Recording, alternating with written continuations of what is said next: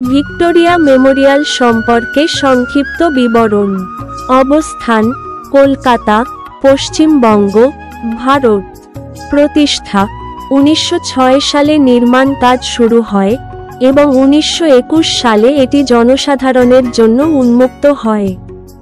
উদ্দেশ্য: ইংল্যান্ডের রানী ভিক্টোরিয়ার স্মৃতির উদ্দেশ্যে এটি নির্মাণ করা হয়।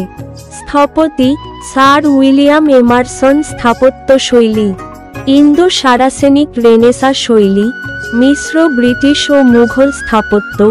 বৈশিষ্ট্য ও আকর্ষণ: সাদা মার্বেল নির্মাণ। পুরো ভবনটি রাজস্থানের মকরানা মার্বেল দিয়ে তৈরি, যা একে রাজকীয় সৌন্দর্য দেয়।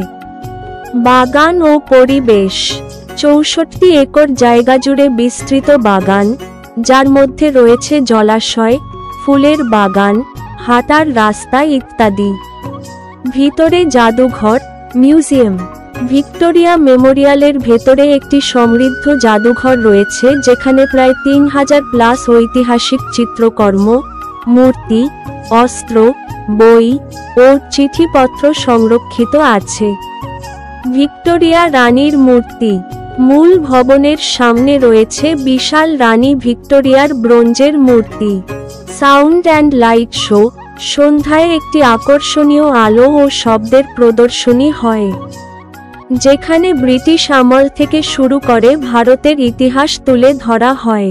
ভিজিটের সময় ও টিকিট: জাদুঘরের সময় মঙ্গলবার থেকে রবিবার সকাল 10টা থেকে সন্ধ্যা 5টা পর্যন্ত, সোমবার বন্ধ। বাগান খোলা থাকে প্রতিদিন ভোর 5টা থেকে রাত 9টা পর্যন্ত। টিকিট মূল্য প্রায় ভারতীয় নাগরিক 30 টাকা, বাগান 50 টাকা, জাদুঘর সহ বিদেশি পর্যটক 500। প্রায়। কিভাবে পৌঁছাবেন?